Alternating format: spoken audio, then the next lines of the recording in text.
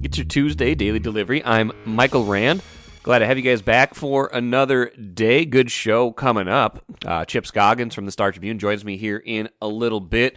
We went pretty deep on Gopher basketball and just the state of that program and how, just getting into the notion, we've talked about this again on the show before, but just getting into the notion of how are you supposed to improve yourself as a bad college basketball team these days with everything that is going on with name, image, likeness, and the transfer portal. Like, what's the way out of the box? Because it feels like they are fewer and farther between right now than they ever have been, and that is Ben Johnson's huge task right now, especially in the wake of losing five-star recruit Dennis Evans on Friday last week. Chip and I talked a little Wolves, too. We'll go get to a little NBA playoff stuff at the end, something that might actually work in the Wolves' favor, even if it's not great news for the NBA. And a Twins thought at the end, too. First, though, what did I miss? I think we had two defining quotes, one from Bill Guerin, one from Timberwolves coach Chris Finch on Monday that caught my attention. The Wild trade deadline in the NHL coming up in just a few days here. The Wild, in an interesting spot, and so I want to start there. Trying to decide what to do exactly. Should they add to this roster? Should they subtract? Probably not subtracting at this point because they've gotten themselves back into pretty good playoff shape. But, they're kind of in that middle road where they've got some cap space to work with. And I like the way Sarah McClellan explained in her story. Basically, because cap space is prorated and the Wild is under the cap right now, they've got the equivalent of $11 million in salary cap space at the trade deadline, with salaries being prorated like they are. So they've got the space, to add someone who might only have a couple $1 million left on their contract for the year, but that's a good player because, that's probably a $7 or $8 million player at the start of the season. So they've got some room to add someone probably on a rental type deal. But of course, even a rental is going to cost draft equity.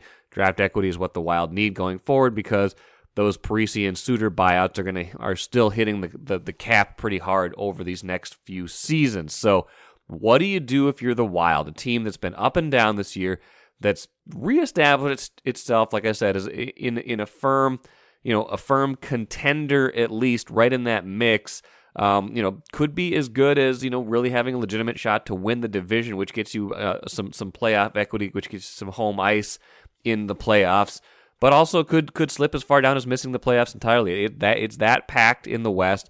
They are, they were looking a couple weeks ago like they were falling fast out of that race, and then all of a sudden they put together a pretty decent stretch with some good defense, some good goaltending, and now they're back in that mix. So they can go either way at any point. So what do you do if you're Bill Guerin at this point? And I think he's not even quite sure exactly what to make of this team. He said, if I don't do anything, I'm comfortable with that as well. This team has proven to have character. We've got good goaltending. We've got a good defensive core. We've gone through stretches up front where we've struggled to score goals, but I still think our ability to score is there. We don't give up much. We're pretty stingy. The group, the way it is fine with me too. He'd also said, coming out of the break, we weren't playing very well, but I give the coaches and team and coaches a lot of credit, kind of making adjustments and dialing back in and getting our game back where it needs to be. Now we find ourselves in a pretty good spot, and that's just in the thick of things. And so, I get the sense that he's not in the mood to, give up a lot. He said, we don't want to make the team worse in any way right now for the future. We just want to make sure that we're properly managing our assets. Depends on asking prices and costs and things like that, and we want to make the team better. So if I had to guess, I don't know if the Wild are going to end up doing anything here at the deadline, or if they do, it's going to be something pretty marginal, even with this cap space. And that's kind of disappointing because you want a team to kind of be, ideally, you want a team to be in buy mode, right? A team that's, a top 5 team in the league, a team that's got the room, a team that's got the assets, a team that's got itself together to the point where they can make that trade if they feel like they can go for it or should go for it. Or conversely, you kind of want to have that clarity of a team that, hey, we need to hit a reboot here. We got a chance with 1 or 2 players here if we deal them to get some pretty big assets, make ourselves better for 2 or 3 years from now. The Wild right now instead are kind of stuck in this middle zone where they've been for a lot of the last 10 or 15 years. And you've seen different general managers approach it differently. Chuck Fletcher made a lot of deadline deals, drafted away, or sent away a lot of assets. So I'm glad Bill Guerin's not doing that. And I appreciate the NHL's hard salary cap and how that makes these guys have to be pretty aware of where everything is, where all their assets are at all times. But it's just kind of disappointing to think about the Wild, because I do think one more goal scorer, while that might not give you a Stanley Cup champion, could be that push you need to maybe win a playoff series.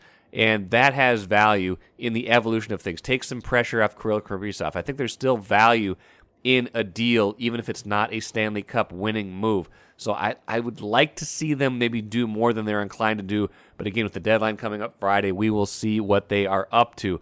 Now, the Wolves already made their deadline move. That trade deadline passed a couple weeks ago.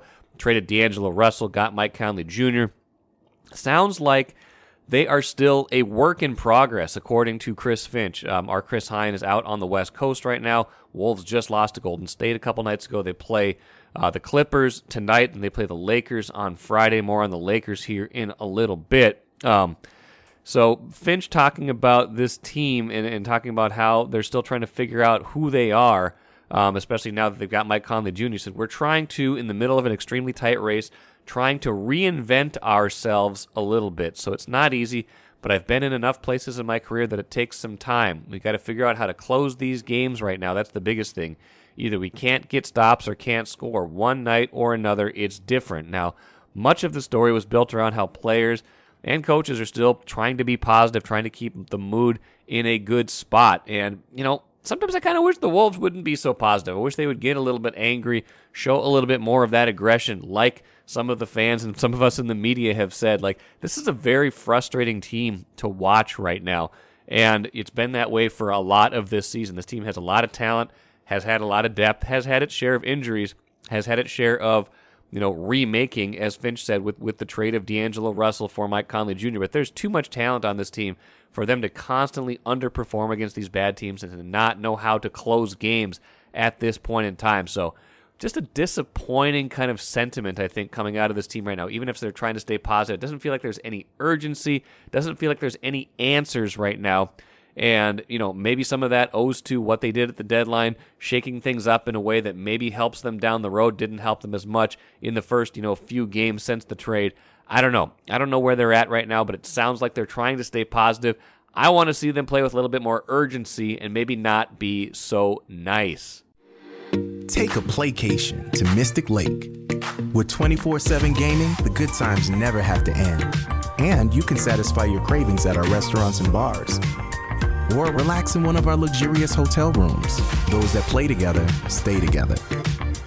And don't forget to join Club M so you can spark new memories and bask in the rewards along the way. Follow the lights to Mystic Lake, where every day is play day. Let's bring in Chip Scoggins from the Star Tribune, sports columnist. Love having him on the show always. Chip, I got two things for you today. First, though, how you doing? I'm doing great, Mikey. How you doing? I'm good. Settling into a more normal-ish week. Weather Monday was not great, but still, we'll take it compared to last week's chaos of snow and kids being home for distance learning and other holidays and stuff like that. We were commiserating before things started. Mine are much younger than yours, and it was no picnic last week. But this week, Chip, two things I want to engage you on. Let's start with the Gophers men's basketball team and just, Dennis Evans. We learned Friday that Dennis Evans asking out of his national letter of intent, Marcus Fuller from our paper, breaking that story. And I had Marcus on for a special breaking news podcast Friday. But you've been covering Gopher sports to a degree for a long time, as a beat writer for a while, and certainly now as a columnist writing a lot about those programs over there. And just the landscape, we've talked about how the landscape has certainly changed with, name, image, and likeness, obviously, and with the transfer portal. And this is a little different than that. It's not the transfer portal because he never came here. But Chip, how I've engaged Royce on this too, and I think I even asked Marcus about this. But like, how is a program supposed to get out of a cycle of losing in this era of basketball where there's so much player movement? Like, I don't want to say this is bad because I think players should be able to go where they want to go. But what's the happy medium here, and how do you avoid having just a constant stream of Dennis Evanses in the future. Yeah, it's tough because when you look at the Gophers, they have the double whammy going. They're a bad team, and their NIL is not strong. No. And so, and your constant fear is, even if you bring in a top-notch recruiting class, realistically, how many of those players are going to stick with you for the full ride? Right. They're not. You're going to have – it's inevitable. There's going to be a player move. Now, what you don't want to happen is what happened to Ben Johnson his first year, where you're having to get a whole new team. Like if you have 10 players leave, that's not going to work. Now, a lot of that's the transition in coaching staffs. I get it, but you feel like you're constantly not only recruiting high school kids, recruiting the portal, but also recruiting the kids that are on your team to get them to buy into what you're doing, so they want to stay more than one. And that's going to be a problem that not just Minnesota, but a lot of teams face, because it's become the fashionable thing to do. I would love to know the percentage of kids that are going to transfer at least once in their career. Yeah, I think that number is going to keep going up and up and up. So for sure, for Ben to get out of this rut that they're in, he's going to have to be a lot more successful in terms of the caliber of player he's bringing into the transfer portal. Yes, particularly guards. It has to be a mandate for this staff.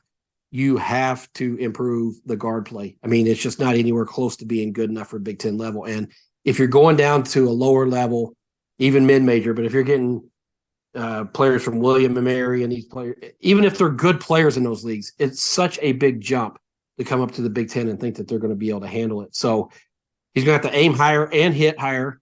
And he's also going to have to work really hard. If you find some of these young players, Payne, Ola Joseph, Carrington, guys that you want to build around, you have to work really hard and probably get a little bit lucky to keep those guys in your program so they don't want to transfer out. Yeah, and that's just it. I mean, and Dennis Evans specifically, I mean, I think it was a surprise to a certain degree that they were in on someone like that from California, no obvious ties here, and they obviously did a good job of initially recruiting him and selling him on what this program has to offer. But I think there was always a dose of skepticism of how long is Dennis Evans going to be here? Is this really for real? And obviously it turned out that he, got a wandering eye very, very quickly.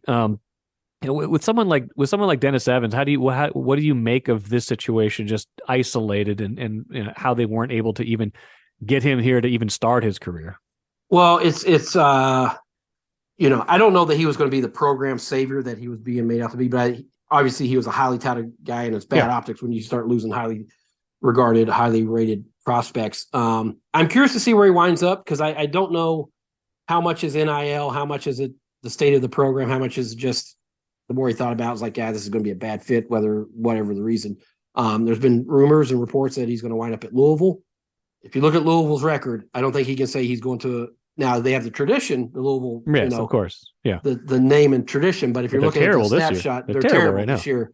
I'm gonna go out on a limb and say they have a pretty good, robust NIL structure. One would think so, yeah. And so when you look at the naming rights of their arena, and I'm just guessing it's a lot stronger than what it is at Minnesota.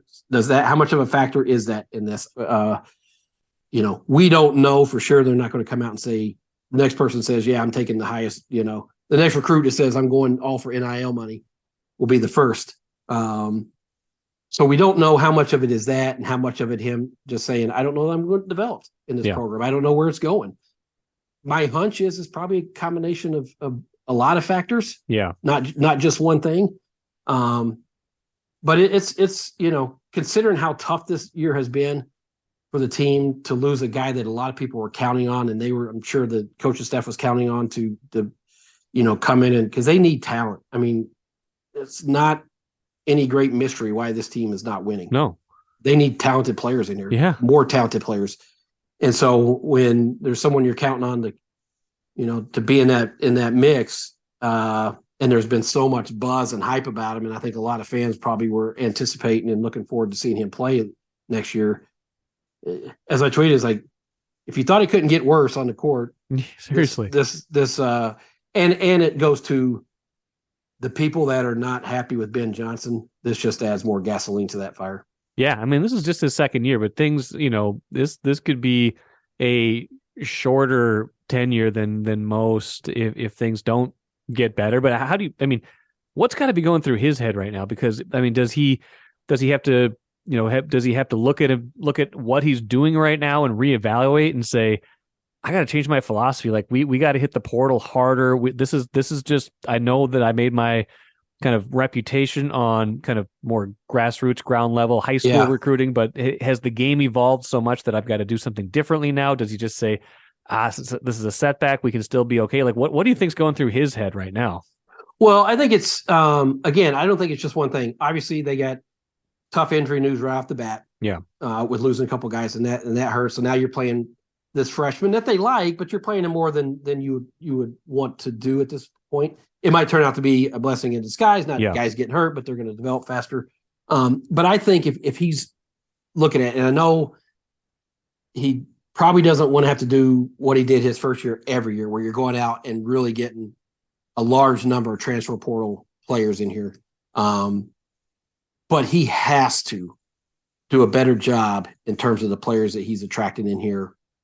Guard play. Yeah. It just hasn't been sufficient. It hasn't been good enough. Now the comeback is, well, how are you going to upgrade when you win one Big Ten game? And I understand it's going to be a hard sell. The sell and you don't have a robust NIL program that's going to help, sweeten the pot, so to speak. But I think your sales pitch is, hey, Big Ten's one, this year probably the second best basketball conference. Historically, it's really tough. It's very visible. You're on every game on TV. And let's be honest, you can come in here and play and score a lot. You can average 35 minutes a game. You can score a lot. You can assist a lot. You can read whatever it is your role is. But if it's guards, you're going to step in here and be the focal point of this team. I mean, you just are. I mean, they need to have somebody that comes in and fills that role, where a true point guard that is Big Ten caliber. And so that's going to be your sell point. There's always going to be competition, but that has to be, he's not in danger this year, right? I mean, you're not going to fire a coach after 2 years, and he's going to get a third year. But he doesn't have a lot, as this year has been so poor. Yes. Patience is not unlimited. No. And so there's going to be an urgency for him in his program, to show signs of where this thing's going next year, to, be more competitive, have more depth, have better talent. And so it's not like you can wait on somebody that's coming 2 years from now or a year from now. You need to find it immediate. And that's, the easiest way to do that is the portal. In some way, it's challenging, but that's how you can improve your team. So the thing is, Mike, I do like these freshman posts. I mean, I like Ola Joseph. I like Payne. I want to see what Carrington does when, with a year under his belt, as he gets stronger and has more playing time. You hope that they stay for the program's sake. Right. And so it's funny, that's the caveat now in 2023 with in college sports. Like if you see someone's having a good year, well, I hope they stay and develop. Right. It's like this is happening so with such frequency that players leave in the player movement. But this is his last week when that news came from Evans felt like rock bottom to me. It did. And, and a final thought just on college sports in general right now as they stand. I mean, forever there was the argument, hey, coaches take better jobs all the time. They up and leave a program for a better job. Unless you're at the very top of a program, if you're at a mid-major, you're looking to get high to a higher level. You're looking to get, your next job up. You're looking to kind of cash in with more money, more prestige, things like that. The athletes for a long time didn't have that same level of mobility. They had to sit out a year if they wanted to transfer. And now things have completely changed with the portal. And now, yes, they're getting paid some through NIL, things like that. And I don't think a lot of us would argue. I certainly wouldn't argue that the players don't deserve that mobility. And I think they should be getting this NIL money. I think that's great for them. I think they should take all the opportunities they can get. I do wonder, do you think there needs to be a correction to this point, or is this just how college sports now operate and that's the way it's fair for athletes right now? Yeah, I've long been a supporter of NIL, the Olympic model, I agree with player movement. It used to drive me crazy when coaches would be able to restrict where a player went. We're not going to release your scholarship to only these 3 schools. That never made sense to me. It'll be interesting to see if there ever is a time where there's legislation like, okay, if you transfer a second time or a third, is there some kind of penalty there or how they kind of. But I'm all for this. But I'd say that understanding that I think it's going to turn some people off. Yeah. To college sports. Sure. I really do. And I hear it anecdotally. It drives them crazy when, they get attached to a player has, start to their good career and then they want to go elsewhere. And I can see why they're like, this is not pro sports. This is not free agency in what a lot of people think this has become. So I understand that, we always think about the ones that leave. You never really, when your school gets a player and he turns out to be a really good player, it doesn't sting as much then. Right. Right. But I think this is the way of the world now. I don't see it really changing because it's hard to pull back on this once you've already allowed athletes to do it. But I also understand that I think it's going to make fans a little more jaded and make them, irritated with how this new world order works in college sports. Yeah. Well, enough about that bad basketball situation. Let's talk about the Timberwolves, Chip. Yeah. A completely different bad basketball situation. Yeah, I know. Lost their 3rd in a row, and all 3 have been ugly to a certain degree. Had the 20-point blown lead going into the break against Washington. Not a terrible team, but a team you need to beat at home, especially when you're up by 20. You have the loss coming out of the break to Charlotte at home, which, if you're serious at all about the second half or the second 1/4 of the season as it amounts to, if you're coming out of the break, you kind of got to have that one because you're staring at all these games on the road after that. Then you drop the one in Golden State, no Steph Curry, no Draymond Green, no Andrew Wiggins, but they still lose that game. Still no Cat for the Wolves. We keep hearing he's getting close, but man, it's getting late too. Like what? I don't think this team's even going to make the play-in at this point. But what do you think? Yeah, this is I think, and this is a recency bias, but might be the most frustrating Wolves team that I can remember. They're a tough watch.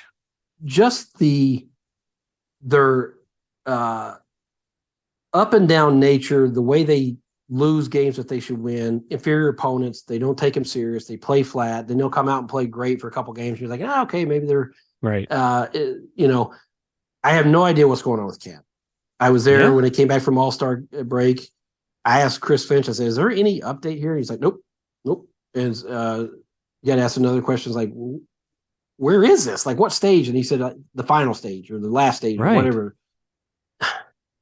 I don't know if they understand, like, the skepticism that this is creating within the fan base. I don't know like, that they do. What in the heck is going on here? Right.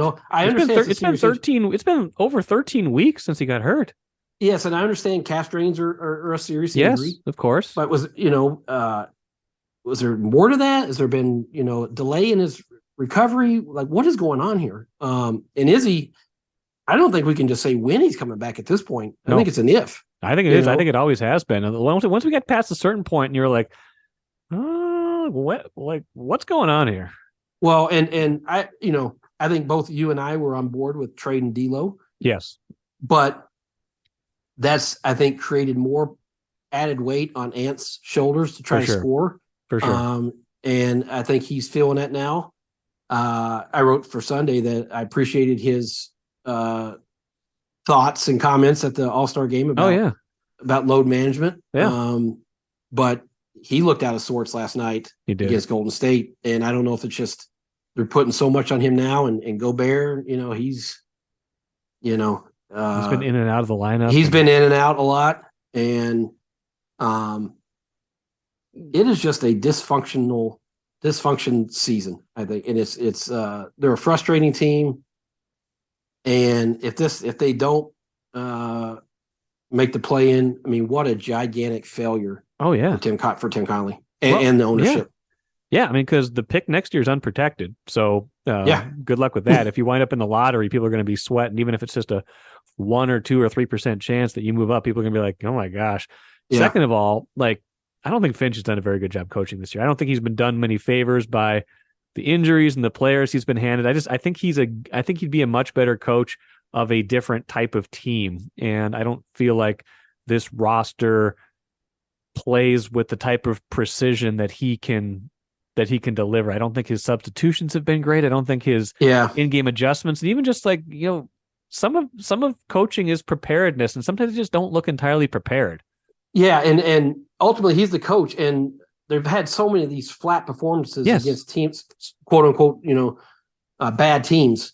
And he just afterwards, he's like, well, it's just kind of how we do sometimes. It's almost like he's resigned to the fact. It's like, well, Chris, this is your team. Yeah. Like, this is your responsibility to make sure your team isn't like this. And it's happened so repetitively. That's a mark on coaching. And it's whether it's just a lack of accountability, a lack of adjustments, or a lack of whatever, the way this team plays, and just kind of I think you said the right word, seriousness, the lack of seriousness about what you're trying to improve here and trying to get accomplished. That's when your team plays like this and has these, that reflects your coaching. It does.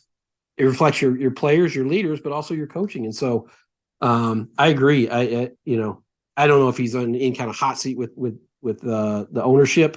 I think he's well regarded but when you look at their schedule down the stretch, this thing is really, really difficult. And so they've made this bad by the way they've performed up this. So they can't come back and say, wow, we had a tough schedule. Well, you didn't all year. No, you didn't all year. No, you didn't. At the beginning of the year, in fact, you had a pretty easy schedule and did not take advantage of it. You've lost 5 or 6 games to the worst teams in the league. I think you're right. I think Tim Connolly, even though he did not handpick Chris Finch, I think he's a Chris Finch fan, and I think any kind of discussion of that might be down the road in terms of job status, job security. Mike Conley does not look himself all the time. He looks like he's like, what did he's 35. Well, he's like, he also looks like he's like, what did I walk into? This is not I think maybe he senses I think he maybe is frustrated already if you just look at his body language with some of the unseriousness that we see, just the lack of kind of just buckling down in those key moments of the game and making the right play. And that's kind of what he does and brings at this point of his career. He's not that kind of creator and scorer anymore, which is problematic at the end of games too, because it's kind of like the Ricky Rubio problem we suffered through so many years. It's like he's great for 42 minutes, but you get into crunch time and you got a point guard who can't necessarily initiate his own offense. That is now a problem. You got that again with Conley, and D'Lo, for all his faults, could at least make a shot at the end of a game. So I don't know. It seems like there's fewer and fewer ways out of this box as time goes on. Well, and it's weird. Yeah. With Conley, I mean, he's 35 and you're stepping in, asking a point guard to step in and run a team that's dysfunctional. And yes. But this team is so weird. Like, let's say Cat comes back. Yeah. What the heck? What is that going to look like? Like in terms of where does he fit? Fitness in and how they've established a certain way of play. But they need help. They need his production. And again, what is going on? Like, what is going on here? He's certainly not. I mean, if he's not back yet, and Austin Rivers said on his podcast the other day it was going to be a couple of weeks, and then he'll be back. And there was the report right before the break that the Wolves are hoping he can play. They're hoping or confident he can play 10 or 15 games at the end of the year. So, we're still not into that window yet. But like the longer they push things out, like then it's just like, well, how much time is left? It doesn't even matter. Like if they lose another 3 or 4 in a row, like they're going to be pretty much on the fringe of the play-in before we're even talking about the possibility of Cat coming back. And then at that point, what does it matter? And he's missed so much time. I do wonder, like, what kind of impact? I mean, I assume there's going to be a minutes restriction. Yeah. What kind of shape's he in? It's not going to come back and right play away. Yeah. Yeah. How's the offense going to flow and all that? I mean, there's going to, with any player, there's going to take time to get readjusted. Right. And reacclimation. That has the role that he has. I mean, it's really going to take a while. So the longer this goes, that's why I think it's more if at this point than when. But they. I just feel like I wonder if Ant's going to wear down, if he's going to have to keep carrying that kind of scoring load without D'Lo there or without someone, help pick up that slack. And you were seeing his turnovers go up a lot, and that's more because he's initiating the offense and doing more. So that, I guess some of that's a little natural, but this is it is a mess right now. I mean, it's just a mess, and it's hard to watch. They're not fun to watch, and I don't know that they're going to be able to pull themselves together in time to get this thing squared away going into the this last 20 games. Yeah, and I mean, at various points they've kind of like it seemed like it was slipping away. Then they'll win 3 or 4 in a row, and you're like, maybe. And then, even like a couple of weeks ago, I was like, are they starting to figure some things out? It looked like they were playing better, and they're definitely better when Gobert's healthy. He was out with an illness the other night, so maybe when he comes back, and you've got he and Conley working together in a certain way. But just big picture, the cat mystery is the one that's hanging over him, because if he doesn't come back, and then like you start wondering about his long-term future, and is he going to be here, and does he fit? Like, it's just, things that you used to take for granted a lot of them are up in the air right now. Well, and I think it's because there was, on the front end, and whether it was an erroneous report or something, it came from somebody. Yes. And it was going to be 4 to 6 weeks? 4 to 6 weeks, which would have been like a grade 2 calf strain, like serious, but not the end of the world. Yeah. I don't think, I forgot who reported, it might have been Woj. I think it was Woj, yeah. He didn't just make that up. That came from somebody. Absolutely. Yeah. It didn't just grab that out of thin air. So it came from somebody. My guess is, somebody with the team. But the team is, publicly has said no timeline. And I understand, with this injury, maybe you don't want to put a definite timeline because it's, it was more serious than what probably a lot of people thought. But still, he's been out, since November 28th, I think is 28th, I think is when he got hurt. So like 3 months, exactly 3 months. Yeah, and so that's and there's never, there just hasn't been a whole lot of answers to like the severity of it or what so just how quiet it's been. I think that's why people are like, what, like me, it's like, what is going on here? Like, is he coming back or is he not? And so I think that hanging over, and then if he doesn't, you do start wondering, are they still wanting to build around him? Right. Or is this become Anthony Edwards' team and you're going to look to, maybe move Cat?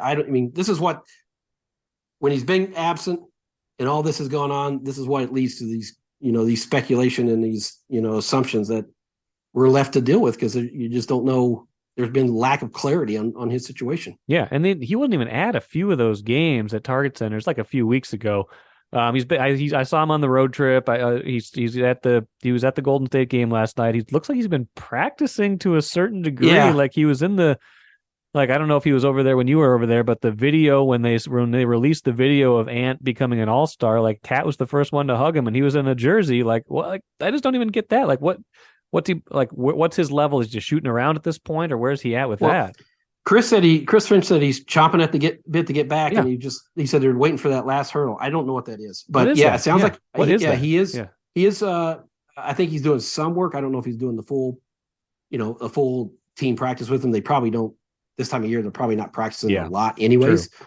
But again, it's just sort of this mystery that's just kind of like you said, hanging over this team to know, because if he does come back, that changes everything about the way this team runs an offense, I would think. Yeah. And rotations and, roles. So you want to have as much time to be able to figure that out. If you are going to be in a play-in game, you want to have as much time as you can to kind of iron out those wrinkles. Well, we're not going to solve any of this right now, but it is a big mystery, and we're not going to get much clarity on it anytime really soon. I think, like even the vague timetables that are out there are, at least more than a week away. And again, they got the rest of this West Coast trip. They got some tough home games in there. Like their next 6 or 7 games are pretty hard. Like none of them is like, I don't think they're playing like a lot of the best of the best of the best of the NBA right now, but they're playing a lot of teams that are right there or slightly above them. And if they're not playing well right now, they're not going to win those games. If they don't win those games, they're going to fall out of this race. Well, that was the thing. Like you looked at Golden State with everybody that they had missing too, and you build a lead, and then the way you just fall apart in the fourth quarter, it's like it's hard to feel confident in this team doing anything at this Correct. Point. Now we've seen them swing it back the other way and play really and Ant go crazy, and I think that's still possible, and we're still going to see some of those games. But this is the time when you start to see some consistency and say, this is what this team is. I don't think we can make that declaration to answer that question right now at all. No, and 3 of the last 19 are against the Lakers, and those will be especially juicy games with D'Lo and half of last year's Timberwolves on that team with D'Lo, Beasley, and Vanderbilt over there. So that'll be fun. Chip will be there to write about it. We'll be here to talk about it as always. Chip, appreciate your time. We'll see you soon. All right, Mikey. Thank you, man. Good stuff from Chip, as always. One postscript as we talk about the Wolves and the playoff prospects. LeBron James with the Lakers, of course. Sounds like he's going to miss multiple weeks with a foot injury, and that could impact the NBA Western Conference playoff race. I was counting on the Lakers to make a pretty big push here down the stretch, but if they're not going to have LeBron for a significant amount of time, and perhaps if it's bad enough, the vast majority of the rest of the regular season, that will be a big deal. I mean, not like the Wolves can't lose to anybody and anybody bad, but they do play the Lakers 3 more times in the last 19 games of the season, including, I believe, on Friday. If there's no LeBron for all of those games, that gives the Wolves a significant edge in trying to finish ahead of the Lakers and bank some of those wins that might have been tougher to come by. And that could be the difference between play-in, playoffs, nothing at all. We'll see how much that plays into it. Let's finish with the cooler. Good news for the Twins from spring training. Pablo Lopez, the starting pitcher acquired in the Luis Arraez trade in the offseason, 2 shutout innings in his spring debut on Monday. Looked to be in mid-season form, 95 miles an hour with the fastball. Now, he is a World Baseball Classic participant. A lot of those guys have gotten into game shape a little faster than some of the others who are rounding into shape this spring, but good. It's a good first look for Pablo Lopez. A lot riding on what he's able to do this year. Stay healthy. Can he be a top end of the rotation performer? Twins have a lot of candidates to be near the top of that rotation, but they don't have, again, that bona fide ace. But Joe Ryan, Pablo Lopez, Sonny Gray, Kenta Maeda, if he can return to form, gives them that option. Tyler Mahle even has the stuff to do it. We'll see how healthy and how effective they are, but Pablo Lopez throwing 2 shutout innings in his debut, striking out 3, is at least a good first sign for this pitching staff this season. That will do it for today. Great show coming up tomorrow. Lou Nanne, who is one of the 10 inductees into the Minnesota Sports Hall of Fame, will join me on tomorrow's show. Just a great time to reflect on his life, his career in hockey, and everything the game has meant to him. So please, I hope you enjoy that on Wednesday's show. Until then, enjoy the rest of your day. We'll talk to you tomorrow.